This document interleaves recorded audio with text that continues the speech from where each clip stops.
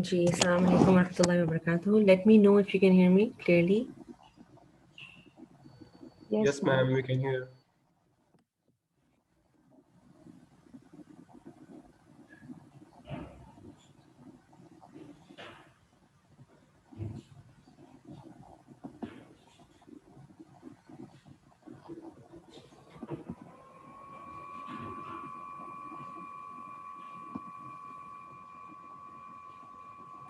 Ji, is the voice clear? Yes, ma'am. Yes, ma'am.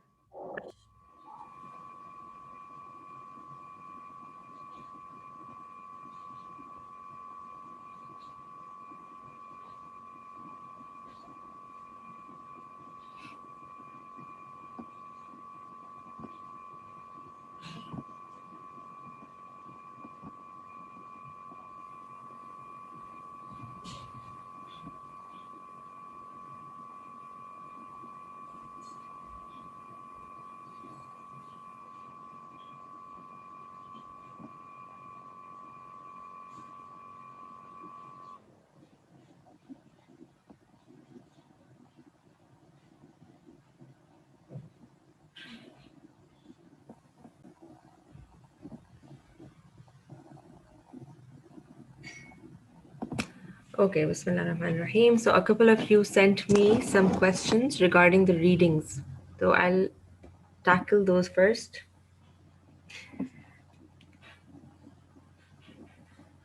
Okay, the first question is to do with your reading Iman, Islam, Ihsan. This is page 32, I believe, right? Page 32 um, of the book from which the reading has been taken. So right at the end of the page, it says Allah calls to the abode of peace and He guides whom He wills to a straight path. Now this idea of guidance, that Allah guides whom He wills, ठीक है?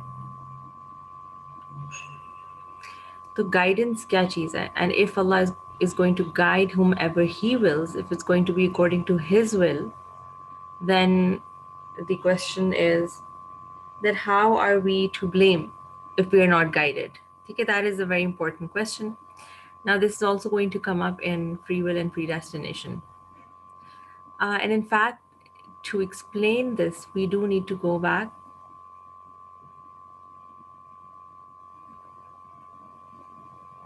We need to go forward, actually. And if you look at the reading right after the three readings that I told you, so the fourth reading in your package, which is Hassan al-Basri, the letter of Hassan al-Basri, he actually explains this in his letter. So let's open up to that.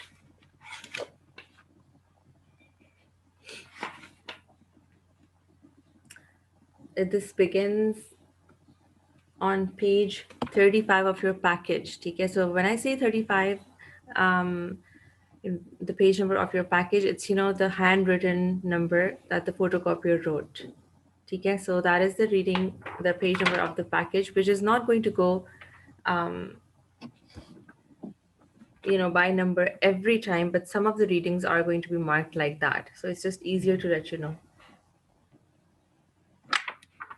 Okay, so 35, page number 35 of the package is the letter of Hassan al-Basri on free will and predestination. It starts with Abdul Malik ibn Marwan wrote to al-Hassan al-Basri.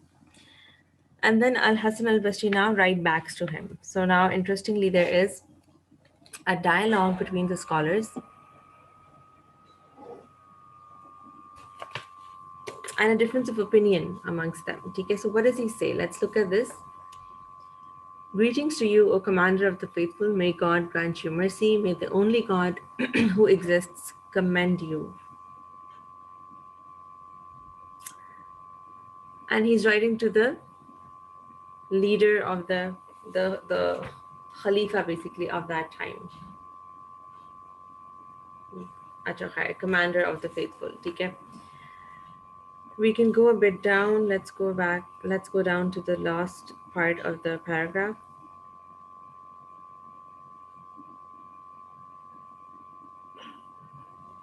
Okay, so he says I think this is the last 10th line of the paragraph. They have adopted misleading positions and committed grave sins while distorting the book of God. God's religion is not according to man's desires, as God has said in Quran 4:1-3. It is not according to your desires, nor the desires of the book of the people of the book. Sorry. He who does evil will gain his reward for it. Any statement for which there is no proof in the book of God is erroneous, as God has said in Quran Surah 2, Ayah 111, bring your proofs if you are truthful, that is concerning that which you create lies about me. Now, why am I showing you this? This entire letter by Imam Hassan al-Basri is from the Quran. Okay? He's going to be using all of the verses of the Quran and explaining what he has to say using only those verses. Okay? So when he talks about Allah's guidance, can you see where that is? He who determined, this is the next page. Take a page 117 of the reading and page 36 of the package. Okay, 36 of the package and 117 of the letter of Hassan al-Basri from the book. The page is 117.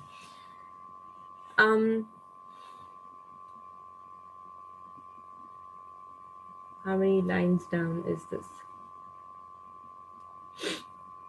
Okay, so 6 lines from the top. If disbelief was from God's decree and determination, he would approve of one who did it, right? So if it was his will or his decree or determination, God would not decree something and then disapprove of his own decree. So he's saying that if somebody is disbelieving, this is not from the decree or determination of qadr of Allah.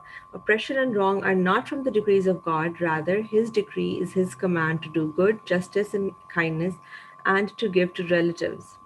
He forbade abomination, evil, and injustice. He said in the Quran, your Lord has decreed that you serve only him and that you are kind to your parents. O Commander of the Faithful, it is the book of God which speaks, and who is better than God? He who determines and guides. He did not say he commands and leads astray. God has made this clear to his servants and has not left them in confusion concerning their religion, nor left them with any doubt about their commands, such that he has ascribed guidance to himself and error to his prophet. As he has said, if I err, yani if I make a mistake or if I commit an error, I commit that error against myself, while if I am guided, it is by that which my Lord reveals to me. Now, let me explain this.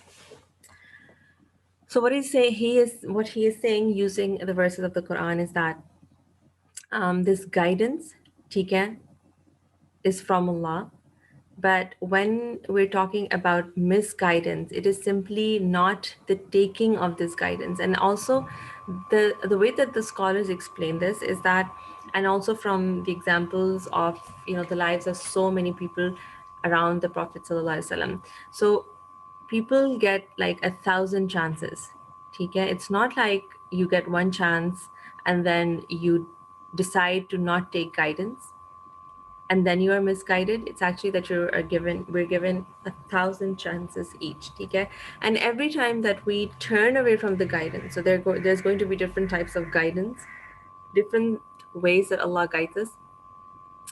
And once we reject all 1,000 chances that we're getting, finally, you know how in the Quran there's a very famous ayah that their hearts are sealed or that they cannot hear, right? So because hearing, right, this is a sense. Okay? So if our senses are blocked, then how can we reach guidance? That's the question basically. Okay? This happens only after a person has rejected, and he or she has done with clarity, right? Meaning that they are very voluntarily rejecting all of the signs or the guidance. And this also brings us to signs actually. What are signs? Okay?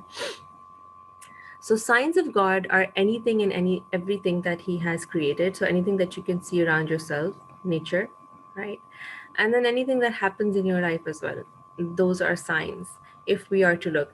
I'm going to show you 3 videos, or actually give you their links at least, that clarify certain concepts of these 3 first readings. So one of them has to do with signs. I'll just I'll share the links with you on WhatsApp as well as in the chat box in a moment, inshallah. Okay, so what are the signs of God? Everything He's created and everything that happens to us in this life. Okay, there are signs, which means that they are, sort of guiding posts towards reality, towards the truth of there being a God. ठीक है, एक बात ये हो गई. So again, देखिए guidance और misguidance की जो बात आती है ना, वहाँ पे he is going to quote an exact ayah. Let me quote that for you, which is very important. Page 38 of the package. So go forward, page 38 of the package and 120 of the reading. The paragraph that begins with, they also dispute concerning no affliction falls on the earth or on yourselves unless it is in a book before we created it. They interpret this by their opinion as concerning unbelief and faith. Okay? So what is he mentioning now? He's mentioning the book in which everything is predestined. So he's talking about destiny. And he's saying that people misconstrue this and misunderstand it and think that this also means faith and unbelief. Yani, they think that it is already predestined if a person will believe or unbelieve, believe or not believe, right? And he says that rather, that is not so. This is the fourth line of the paragraph. That is not so. Rather, this falling concerns possessions, souls, and fruits. So what he's saying is that in the book, that is, what is predestined is that what will you lose in terms of possessions in your wealth. Okay, what time in your life will you be tested with a loss of wealth, for example? Okay, or souls, which means when will you be tested with death, or fruits. Again, whatever this can also mean children, or it could mean, again, whatever you possess, any benefits that you have. Okay, so you will be tested with regards to that and informed of that. So he's saying it is our temptation in this world with deviation and comfort, poverty and riches, but we are not grieved for what escapes us, and we do not rejoice at its enjoyment. Acha, then he made it clear. What does this mean? He says that for us to be, the reason is that we are happy and we know that Allah, whatever we have, whatever blessings we have in this world are from Allah. Okay? This is not from ourselves. If it's predestined, if whatever I get, if I get a new job, if I'm getting wealth, that is predestined from God. That risk is from Allah. So in the Quran, the highlighted part, okay, so that you are not grieved for what escapes you, nor rejoice for what comes to you. So he's quoting this and saying that Allah has told us that the reason for this being predestined is that you don't grieve for what you lose, right? And you don't become overjoyous or proud for what you have. So that is the wisdom behind it. It does not mean that faith and unbelief are predestined. So this is what he's clarifying. Okay? He says, but would have said, Allah says this in the Quran, okay? He wouldn't have said this, but would have said, so that you do not grieve at what escapes you of faith, nor rejoice for what comes to you of it. Yani, what he's pointing out is that in this ayah in the Quran, Allah is not saying, he didn't say faith here, he didn't say iman, okay? So what is predestined is not faith and iman, that is a choice that we're going to make in this world, okay? So I hope that clarifies it. We're also going to be doing it a bit more in depth when we do free will and predestination, which is either tomorrow after your quiz or next week, Friday. We were supposed to start it anyway, right? So, but this question leads to that.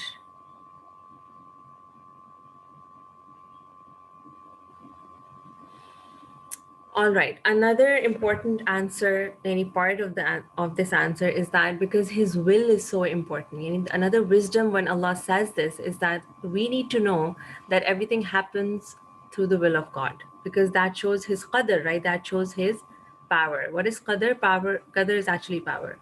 when we're talking about destiny, we're actually talking about the power of Allah. And we need to know that He is all powerful. So if we want to be guided, right, if we want to end up in heaven and we want His pleasure, then we need to know that it's only Him, right, who we need to please. We don't need to please false gods. We don't want to please human beings on this earth. I mean, we need to be good to them, but the idea is who is the most powerful, who is going to make that decision at the end of the day. It's Allah. So it is His will that we need to focus on instead of anything else. Okay? Another question. Okay, so is this clear? If Hidayatullah can let me know if there's any other part to the question or anybody else has any question, you can let me know. Otherwise, I'll go on to the next question. Yes ma'am, लेकिन आपने जिस तरह कहा कि guidance ही कि अल्लाह की तरफ से होती है, लेकिन मिस गाइडेंस बंदे की अपनी, मतलब वो हजार बार चांसेस के बाद जब वो करता है तो मिस गाइडेंस की तरफ जाता है। लेकिन इस तरह बार बार मैंने दूसरे जो भी नोट किया है, मतलब अल्लाह कहता है कि अल्लाह मैंने उनके दिलों पर पर्दा डाल दिया, कभी कहते हैं मैंने उनके दिल में मर्ज डाल दिया, लाइक बीमारी। Yes. तो एक जगह Okay.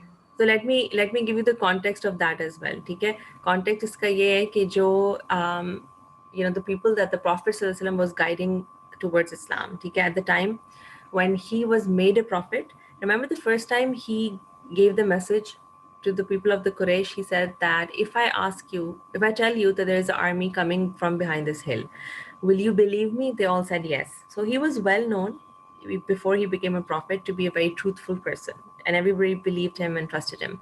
And when he is giving him this new truth, okay, despite knowing his personality, they are rejecting that.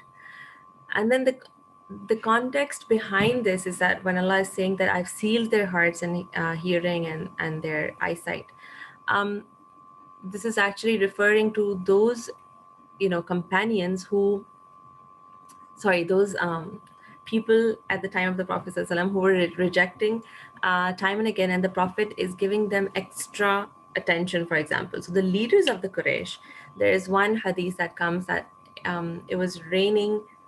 I'm actually not sure of the reference for this. I should find that first for you. But there was one incident in which it was heavily raining, okay? And this is in the desert, and when it rains, in the desert, imagine the dust sort of coming up and mixing and becoming all muddy.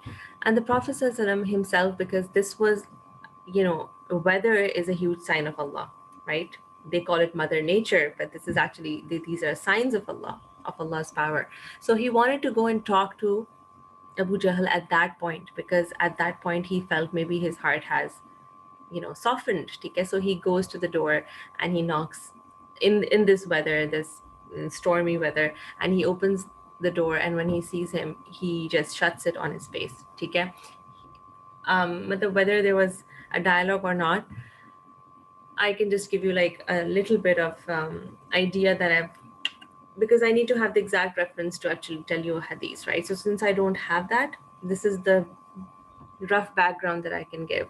And similarly, there's in Surah Abasa, that's the third surah, I think, in the 30th juz, right? If anybody is a hafiz here, they can let us know. So 30th para, there's Surah Abasa, and what happened in Surah Abasa is that Allah tells the Prophet that you should actually listen to your own companions.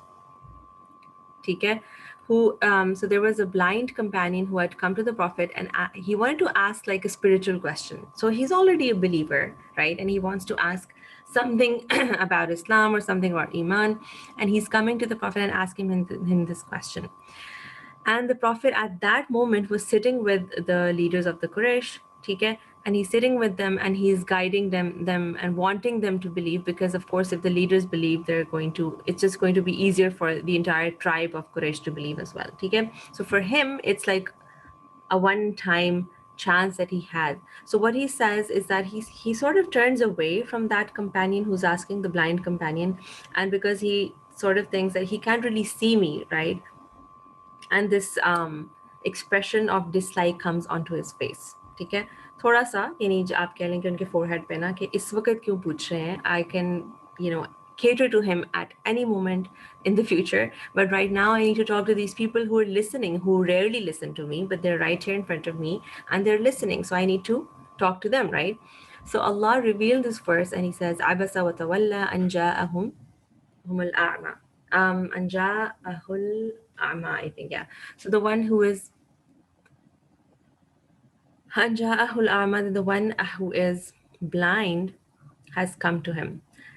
And sort of very gently chastising the Prophet ﷺ that no, you should actually listen to him because these leaders of the Quraysh are not going to listen to you. They're voluntarily going to not listen to you.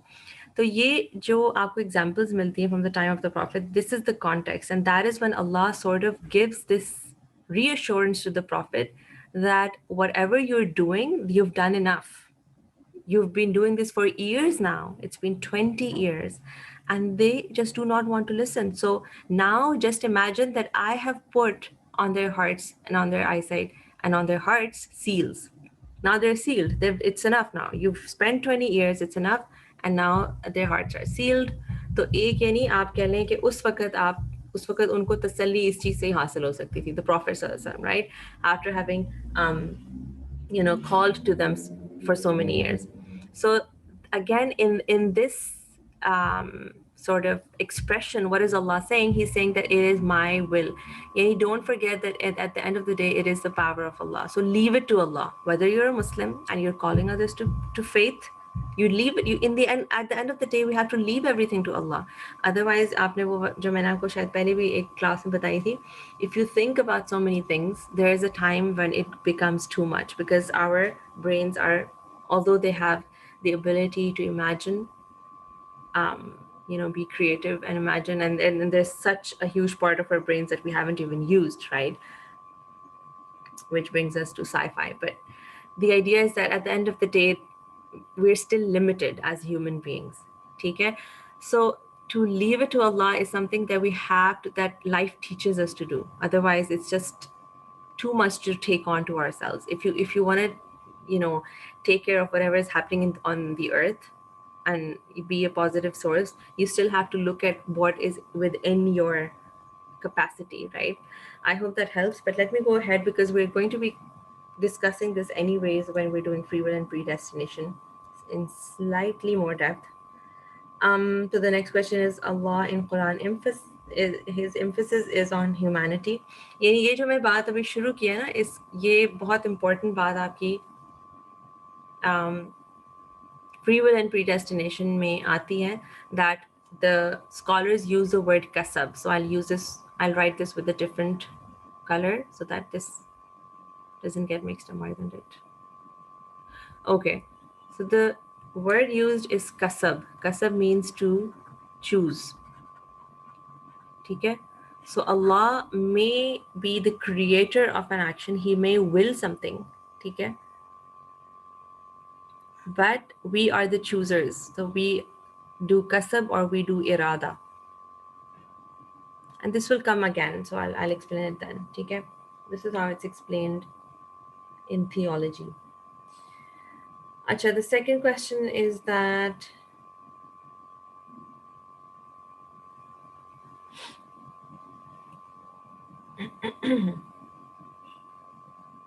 so for example, people are born in different places. We are born Muslim or not Muslim, etc. Okay? These, I think I also mentioned, okay, these are the things that are predestined. Okay? But then throughout your life, you will be given those chances and it's your choice whether you want to choose or not, whatever you want to choose. Second question is that the word that Allah knows everything. There are 5 things that I mentioned, right? And then 3 below it. So 2 things are not included, which is rain and what is in the womb.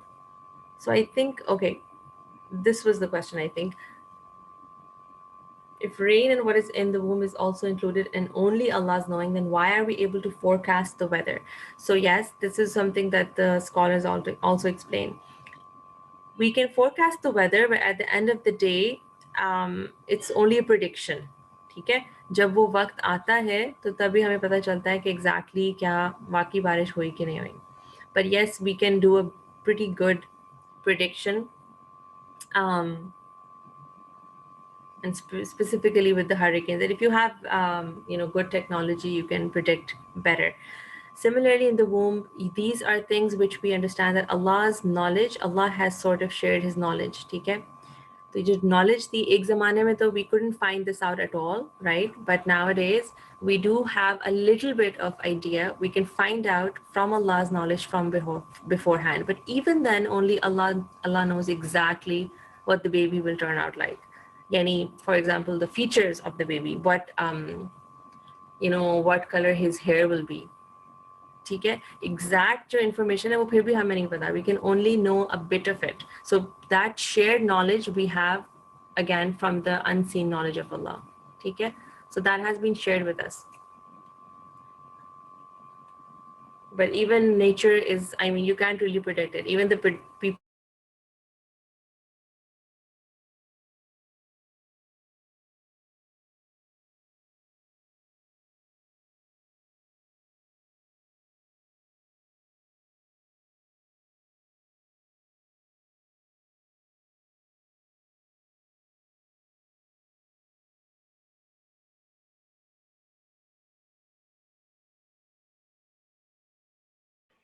Okay, was there any lagging when I got disconnected?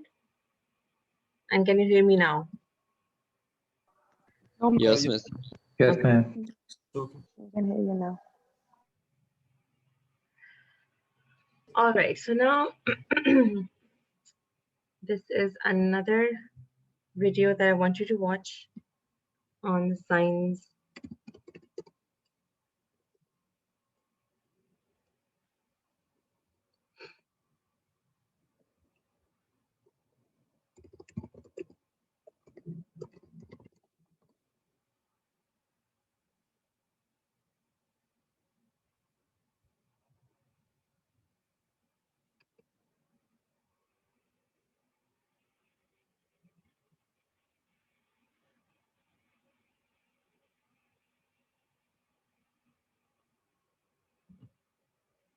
Facebook. Okay, just 1 minute.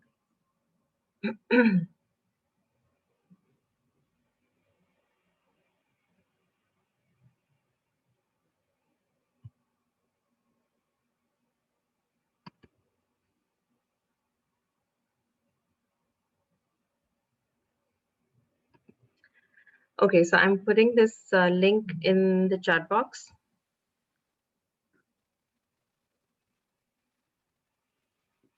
And maybe some of you have already watched it.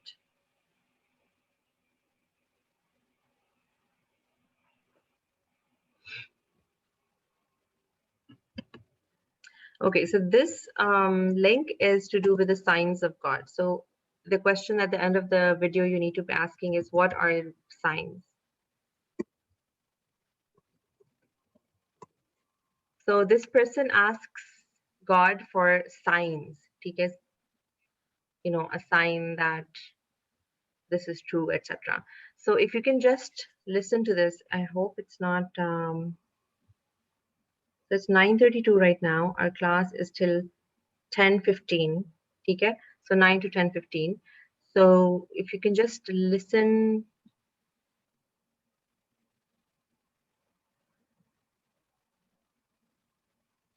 for 14 Can you please minutes. share the link on WhatsApp group? Sorry, I can't hear you. Can you please share the link on WhatsApp also? Okay, let me do that.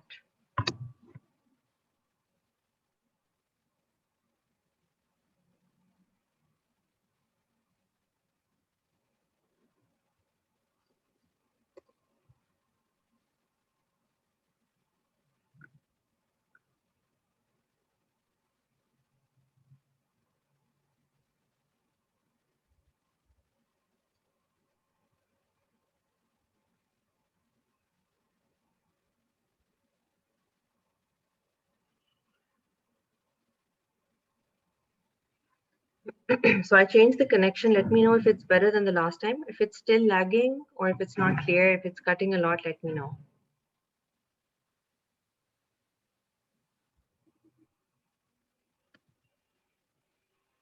Okay, somebody has already shared it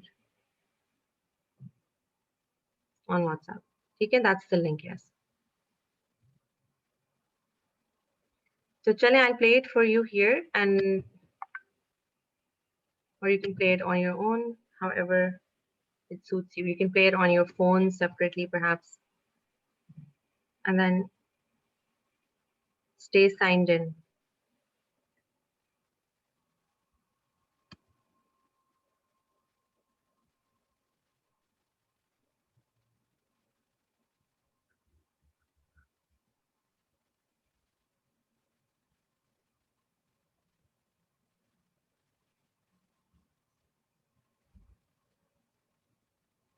Achha, it's lagging. Was it okay before, or was it the same before when I got disconnected? It was fine before you got Well, it's disconnected. completely fine. Okay, Chale, I'll change to that again. So you can start listening. I think half of you have already started. I hope.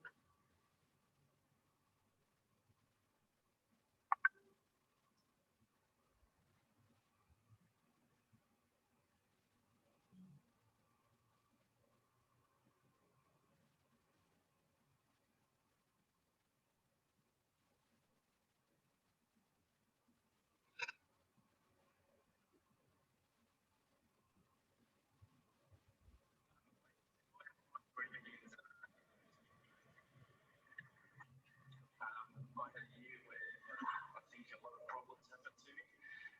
My parents separated that year.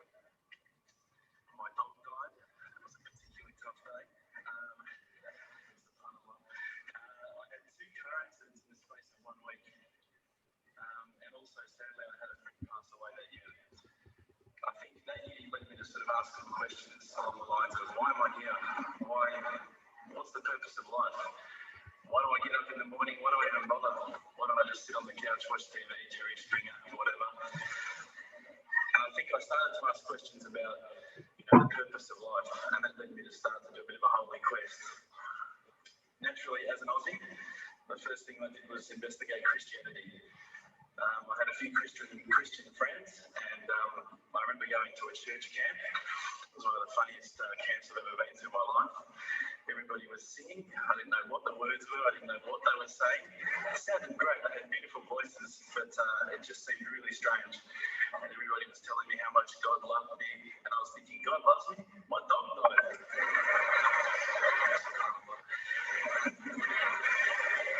So I kept on investigating Christianity, and I went to a whole lot of, different aspects of Christianity. So we're talking about Catholicism, we're talking about Anglican, Baptists, priests, pastors. And every time I'd go there and ask questions, I'd find that they wouldn't pick up the Bible and start to say, oh, this is the answer, my dear brother. They would just start answering me. They would just answer from their own opinions. And I started to realize that there was a lot of interpretations of Christianity. And a lot of people had their own interpretations. And one priest from one church was believing one particular aspect of Christianity, whilst another was proclaiming another. So I started to think to myself, the Bible is one text, but there seems to be so many different interpretations, and it was confusing. And at the time, while I was in first year university, I was also working at a service station, one of my part-time jobs. And one of my colleagues was a Hindu, was an Indian Hindu. And we regularly changed shifts, and at that time I was very inquisitive, and I'd say to him, dude, what's the deal with the elephant head guy? What's the deal with that? Why is that guy got... Achha, here I do want to make a comment. Because the idea is that he is giving these examples. It's not to offend anyone or any religion, but later on he even talks about Islam in that way. And he's telling us how other people view it, right? So that's also going to come. So I hope it doesn't offend anyone. An elephant head, and he's going, oh, that's good. He's saying, this like a lion's head or something a bit better. We had, these really deep theological debates while people were buying petrol. And I'd be saying, yeah, but why bring you $5 on gas? Thanks, mate. Yeah, no problems. And again, I found that was very hard to stomach. So I sort of investigated a little bit further. I had a good friend of mine was a Mormon. And I found that this religion actually appealed to me the most out of all of the Christian religions, the Church of Latter-day Saints. They're quite strict. They don't drink alcohol. They don't drink caffeine. So unfortunately, Coke's out, guys. I know Lebos love Coke. But again, there was that leap of of faith I felt that I had to make to embrace this religion. And I found that, I wasn't just into making a leap of faith, I wanted proof. I also investigated Judaism, would you believe? And my original name before I woke up is Reuben. So if you've probably seen all the movies, you've seen Reubenstein. At the end, they probably thought I was Jewish. So they thought, no, this guy's, one of us. But again, I just didn't find what I was looking for. Lastly, I probably looked into Buddhism, and I found that this was probably the religion that I was going to choose. I thought, look, this is great. There's so much, people at peace here. They seem to be really switched on, and they seem to be living one with the world, and that's what really appealed to me. But the more and more I looked into it, I guess I realised that it wasn't a religion of God. It was just a nice way to live. One of my friends, one of my close friends, who was a Christian, would you believe, said, tell me the religions that you've investigated. So I went through them. I said, Judaism, Christianity, Catholicism, Buddhism, Hinduism. He goes, what about Islam? Islam? I go, they're terrorists. I'm not going to investigate that religion. They're crazy. Why would I even look at that religion? But lo and behold, I found myself walking into a mosque one day. This was my eternal quest. So I walked straight in, shoes on, straight across the prayer rug. There was a brother praying. I walked straight in front of him. As he went to go into sujood, I almost stepped on his head. SubhanAllah, I didn't have any clue what I was doing. I looked over and I saw this brother. You probably know this guy. This is Abu Hamza. He's come here and he's lectured a few times. SubhanAllah, I call him Abu Da'ak because he's got a very large beard, mashallah. He came walking out towards me and I thought, today I'm about to die. This is the last day of my life. I'm a dead man. I'm a white boy in Limland. What am I going to do here? I'm dead. He came walking across as though he just walked out of the Sahara Desert. Big abaya, big beard. But subhanAllah, the first words he said were, "G'day mate, how you going?" If only he had the can of VB, it would have been perfect.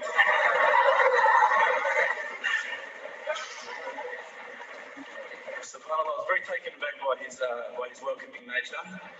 As Aussies, I guess now, I don't want to offend any Australians here, but my upbringing is from a country upbringing. My parents raised me as an atheist. They were raised as Christians. They were dragged along to church every Sunday, and they hated every minute of it. So as soon as we were born, they drummed it into our heads that when you die, you're worm food. That's it. There's no afterlife. There's no God. It's all rubbish. So I was raised as an atheist. So when I walked across and I saw Abu Hamza and he was talking to me in a very polite fashion, which I was very thankful for because I was sure I'd seen him on the 5 o'clock news hijacking a plane the day before. Now, Aussies are hospitable, don't get me wrong, but Lebos are the most hospitable people I've ever come across. And as the brother Hamza was saying, these brothers were making me cups of tea, and I honestly needed to keep going to the toilet every 5 minutes. They just kept putting tea in front of me, biscuits. I'd never seen anything like it. And I think to some degree I kept coming back for the biscuits, but also for the religion. So when I sat down with these brothers, I actually started asking questions. I asked all the questions that I've asked of the priests, of the pastors, of my friends. And subhanAllah, the thing that really struck me is that every time I asked the question, they wouldn't just answer. They would pick up a Quran and they would say, read this, bro, read this. And there was the answer every single time. And I would ask another question, the hard questions, not the easy questions. Why do women have to wear the scarf? Why the hijab? How come I can have 4 wives and she can't have 4 husbands? I wanted to know all the tough questions, which is the first questions I guess you ask when you come across Islam. But lo and behold, they kept on answering the questions with the Quran, not from their own opinion. And I got frustrated with this. And I actually said to one of the brothers, because by this stage I think I've been going there for about a couple of weeks, there was always a few brothers there when I went. And I said to one of the brothers, I said, what's your opinion on the matter? Why won't you give me your opinion? And one of the brothers turned to me one day and said, how can I have an opinion when this is the word of God? SubhanAllah, I remember that really hit me. So I asked them if I could take a Quran home. And I didn't say I was going to use it to chalk up the couch or anything like that. I said I was going to respect the book. So I took it home. I started reading it. What I found was, while reading it, it wasn't as though I was reading a story. It was as though I was reading someone commanding me, someone giving me guidance. And one decided to really try and get the spiritual mood happening. And I'm sure probably some of you have heard this story before, so I apologise. I'd lit a candle, had the window open, had the curtains drawn. I was trying to get that really spiritual feeling. It was a nice summer night in Melbourne, as summer as it can get in Melbourne. And I was sitting there thinking, this is it, this is the night. I'd been, investigating all the spiritual proofs, all the scientific proofs about the fact that the mountains are the peaks, about, how the embryo develops inside, the woman, all these amazing proofs, but I still needed that little push. It's like I was on the edge of a cliff. I was ready to jump. I just needed a push. So I was sitting there, it was very quiet. I was reading Quran, and I stopped. I said, Allah, this is my moment. This is the time I'm about to jump into Islam. All I need is just a sign. Just a little sign, nothing huge, maybe a bolt of lightning. Maybe half the house could fall down or something, just small. Small for you, man. You created the earth, come on. So I sat there. I was waiting for the candle to start lighting up to 4 meters high, like in the movies. And I go, okay, go. And subhanAllah, nothing. Absolutely nothing happened. I was really disappointed, to be honest. So I sat there and I said, Allah, this is your chance. I'm not going nowhere. I'll give you another chance. Okay, maybe you're busy. I know it's daytime over the other side of the world. There's a whole lot of stuff going on. Maybe this time it could just be like a car backfiring. Something small. All right, half the house, the candle. Let's forget that. I've got a good fart outside. I don't care. Just anything. So I said, okay, go. And subhanAllah, absolutely nothing happened. And I mean, I couldn't have even said, that was it.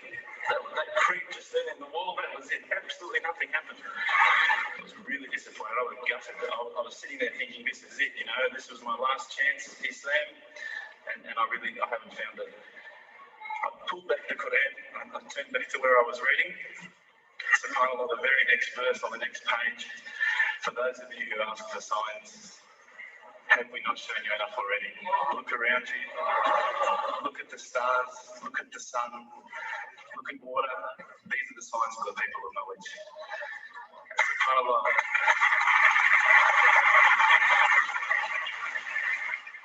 I threw the dinner over my head and I pretended I was asleep. I was that scared because I couldn't believe how arrogant I'd been to want my own specific sign when all the signs have been there for me all along. The fact that we have this world, the fact that there is this creation, these are the signs for all of us. The next day I decided this is it, I'm becoming a Muslim. I've been investigating Islam now for probably about 6 months, to be honest. I went in and I said to myself, this is it, I'm going to make shahada. I had no idea what I had to say, I had no idea what the words were. It was probably close to Isha prayer, so it would have been 7, 8 o'clock at night. I went in and I couldn't believe it. There was about 1,000 people at the mosque. I thought, subhanAllah, look at this religion. Look at how strong they are. It was the first night of Ramadan.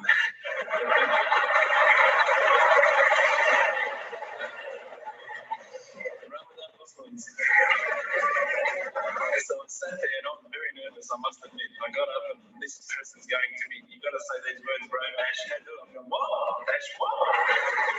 Can't I just say it in English? No, they say no, you've got to say it in Arabic. And I thought, looked out over the sea of beards that I could see in front of me, and I thought, if I get these words wrong, I'm a dead man again. I had this fear, And they were staring at me, and I don't know if you know this, but Australians can't stare. Lebanese people can stare. So I was sitting there, I was very scared. I got up, and subhanAllah, as soon as I started to say the words, all fear went out of my mind. It felt as though a shower was inside my head and someone had just turned on the cold tap. It felt like I'd been flushed clean. I said the words, and I wasn't expecting so many brothers to come up and yell, Takbir, Allahu Akbar, and start kissing me and hugging me. Now, I'd never been kissed by that many men in my life. But it was a beautiful day. I must admit. And that day was the day that I had more brothers than I could ever imagine, more sisters as well. But I guess since that day, I've never looked back. And my family, I think, initially were very worried that I was going to be, I guess, a little bit weird towards them. That they thought that I was going to break out the AK-47s and the grenades. But they realised, I think, soon that this religion was actually making me a better person. Prior to Islam, you're not going to believe that I had a mohawk. I had, I'm not going to show you any photos. I had army greens, I had the Metallica t-shirt, I had the cherry dogs. I was shocking, right? I thought I looked great, but I looked terrible. And alhamdulillah, ever since then I look as good as I do now. No, don't laugh, please. But my parents were the first people to actually say to me once, which really amazed me. They said, my father actually asked me for the Quran recently, which I was really happy about. I always thought he'd be one of the hardest people to work on. But he said to me, ever since you've been a Muslim, you've been a better person. You're more reliable. I can count on you to come and pick me up if my car breaks down. Whereas before I go, Dad, I was drinking last night. I don't know if it's still out of my system.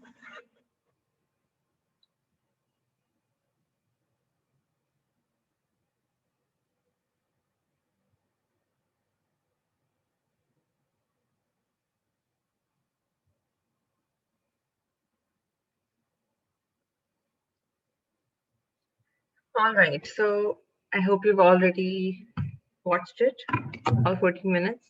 So again, the signs of God, there are not going to be some miracles. And I guess you realize the difference, right? That with the prophets, at the time of the prophets, they were given certain miracles. So all the prophets had different miracles, and particularly the last prophet, the Prophet Muhammad Sallallahu Alaihi Wasallam, his miracles also were not at the level of the miracles of other prophets, right? So one of the greatest miracles usually that are quoted is the Quran itself, right? And then also splitting of the moon, one of them is that. So that is perhaps maybe the biggest one that you can say that was going against physical laws of nature, right? Splitting of the moon. And then also there were other food related, right? Food, water related miracles. However, they weren't that big in nature. So a lot of people say that the biggest miracle given to the Prophet was the Quran itself. Okay? But otherwise, when the Quran is referring to the signs of God, it's referring to each and everything around us, okay? The nature, and then even every letter of the Quran has significance. Okay, if there are any other questions about the readings, let me know. But apart from that, there's also a place where Surah Nur or Ayat Nur is mentioned, right? So Ayat Nur is about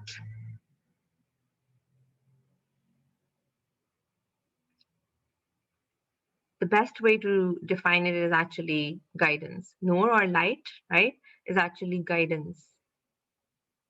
ठीक है ना? अच्छा. I think before we begin, even the module, even before free will and predestination, before the module of law, there's also one more thing I needed to ask you. So I think there was one person who has read, I think, 7 Habits of Highly Effective People, right? And here's one more thing. So those of you who don't know this picture, who've not seen it, they're the ones who are supposed to participate right now. Okay? How do I share this? Photos? Okay. Can you guys see this photo? Yes, Yes, miss. ma'am. Yes, Okay. ma'am. Yes, ma'am. Yes, ma'am.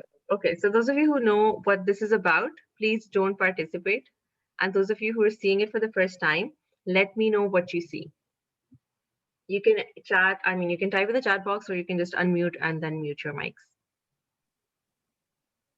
G, you don't need to raise your hand, just let me know. What do you see? Okay, so, one person says an old woman. Anyone else? One.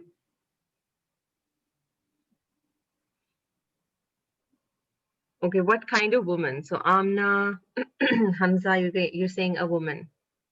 Okay, so one person. Ma'am, there is also a young girl and there is also an old woman in this picture. They are both very similar. Okay, so ये आपने foreign jump the gun कर दिया. Who is this? Muzammil? No. Faris. No, it's not me. Faris. It was someone else. Okay, so Faris ने हमें already बता दी that there are actually two. Okay, so one person is saying it's a rich woman, one is saying she's turning the other way, one is saying it's a sad old woman. Where is the old woman? So you see, what happens is अभी फारिस ने हमें फौरन बता दिया कि हम इसको थोड़ा सा elongate करते, so there would be a lot of you who would Sorry, see ma'am. either of them. No, that's completely fine. It's okay. It happens every time. So there's always one person who quickly manages to see both. That's fine. So in fact, there are two women. Yeah. So the woman with the feather, well, both of them can be said to have the feather. But if you look at this part, those of you who said it's an old woman, you can see the arrow, right? Those of you who can see an old woman, this is the mouth of the old woman. Okay, this is the mouth of the old woman. And can you see the, so that's a choker. Yeah, it's a choker for the younger, richer woman who's turned the other way around. Okay, or ये उसका nose है, the one who's turned the other way around. ये उसका nose है, and this is the eyelash, and she's turned that way. But for those of you who see the old woman, this is the mouth of the old woman, and this is the eye of the old woman, and this is the nose of the old woman. Okay. I hope. Excuse me. Excuse me, miss. So we can say that the old woman is looking. Basically, the old woman is looking in the present, but she's looking at her past when she was young, and maybe she's recalling something from her past. Okay, so you've analyzed it in your own way. That's fine, thank you. But असल में जो ये है ना, वैसे तो ये जो जिसने भी ड्रॉ किया है वो इसी मकसद से ड्रॉ किया है कि इसमें दो चीजें नजर आए, ठीक है? So if you ask the painter or the person who sketched it, they will tell you that the way that they drew it, they wanted it to be two different women, ठीक है? लेकिन a lot of times the reason I did this exercise, can everyone see this? I'll just leave it here for a moment. 1 minute के लिए, ठीक है? So Mariam, you still can't see. Okay, so Mariam, which one did you see first? The old woman or the young woman?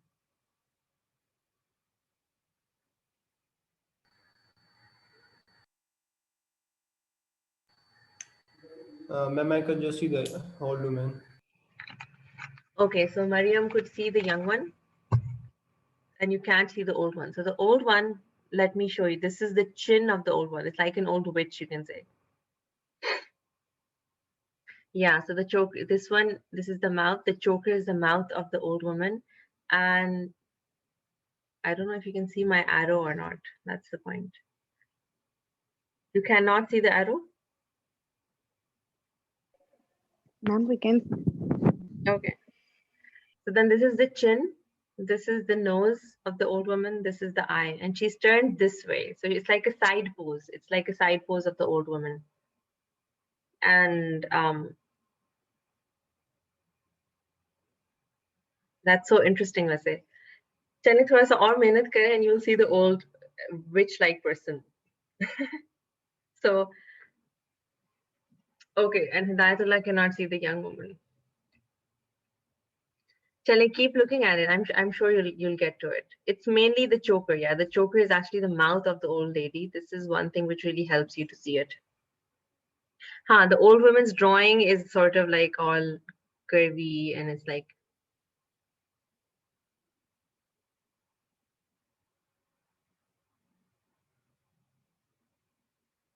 Okay, great. So Mariam has got it. You've gotten the old woman.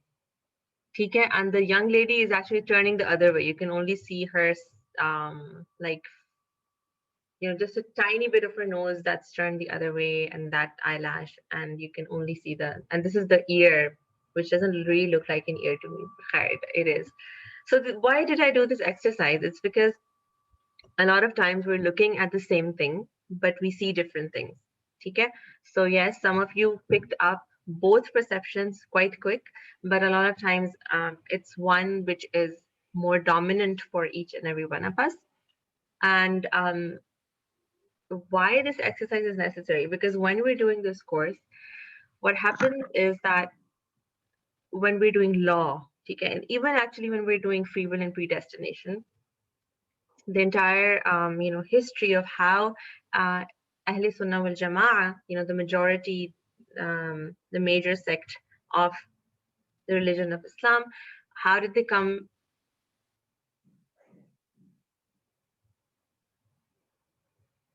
How did they answer these difficult questions? Okay, about this guidance, about what is nur, what is light, and about free will and predestination, what is their relationship? So this happened through a lot of, again, different opinions as well about what is said in the Quran. So you know how we looked at we watched this video. He said that they brought the Quran and they just quoted everything from the Quran without using their own opinion. So that is correct, that because the Quran has not been changed from the time of the Prophet ﷺ, right? The manuscripts from that time till today, there's no change in any of the words at all. Okay? So yes, that is there for our guidance. But even then, what happens in the Quran, let me turn on the whiteboard again. What happens is that sometimes you have certain words that are very, very clear and concise, and you cannot mean anything apart from what is said in that word. So for example, the word 3, the letter 3, it just means the quantity 3, right? It cannot mean anything else. It cannot mean 30, it cannot mean 0.3, it cannot mean 4.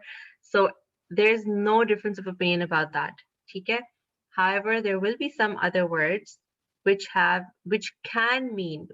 or can mean, two different things, or, you can look at it in a different way. Okay? This will come up, I think, yeah, it will come up in your law module. Okay? But just to give you a little bit background on it. So it is possible, for example, the word thalathata quru'in. This means time period. Okay? And thalathata just means 3. So it just means 3. When we're doing law, we're going to come back to this. This is qat'i, this is definitive. Okay? It cannot change. Everybody is going to look at it and know that it just means the number 3. Whereas Quru'in could mean, because this is talking about the idda, or the waiting period of a widow. So Quru'in could actually mean the purity period or the menstruation period. Okay? It could mean either. Now, of course, if Allah wanted, He could have mentioned clearly if it's this or this. But He only mentioned Quru'in, which is a time period. So it could mean either. Okay? This is known as something which is zanni, yani it's probable. There is certain probability, it could mean this or that. So there will be certain places in the Quran where something can be interpreted in slightly different ways. Okay? So of course, that doesn't mean that it's going to give rise to 10 different things, or then we're going to have different, opinions about each and everything in the Quran. No, that's not the case, because there are a lot of things that are qat'i as well, that are definitive. Okay? And that have been perhaps, explained by the Prophet in very definitive manner. So it results in a very, it results in ijma. Ijma means consensus. Okay? So it's something that is very clear. Sorry for the bad handwriting. So this is consensus.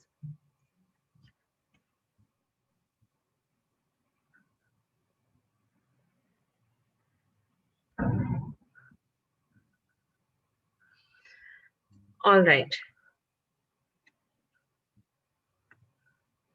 What else from for tomorrow's quiz? What else is there that you have a question on, or that wasn't clear to you?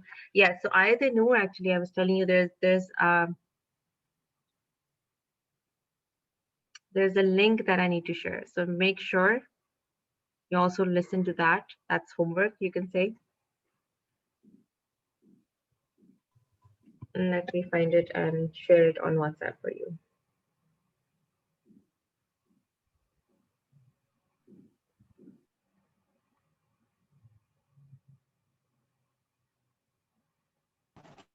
Ma'am, what is the time and duration of the quiz? Okay, so the time is approximately half an hour, not more than half an hour. ठीक है, and approximately I'll say between 10 to 20 MCQs. I haven't made it yet, so it might be 10 MCQs, which means maybe around 20 minutes. If it's 20 MCQ, it might be 35 minutes, approximately.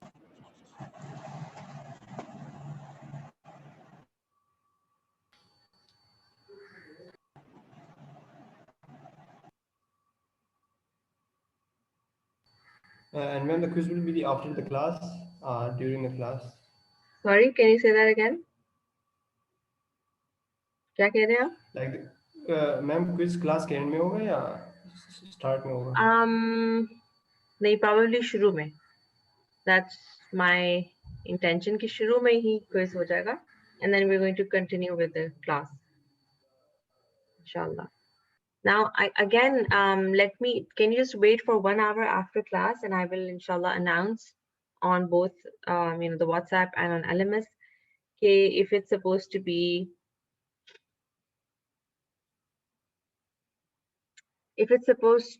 online completely or on site, because I think on site it will be slightly more difficult, क्योंकि आप साथ-साथ जो है जो online है वो Socrative भी कर रहे होंगे, and then live हम कर रहे होंगे, तो it might be slightly more difficult. But let me confirm that. ठीक है, Zainab and I will discuss it, and inshallah I will let you know after probably 1 hour after.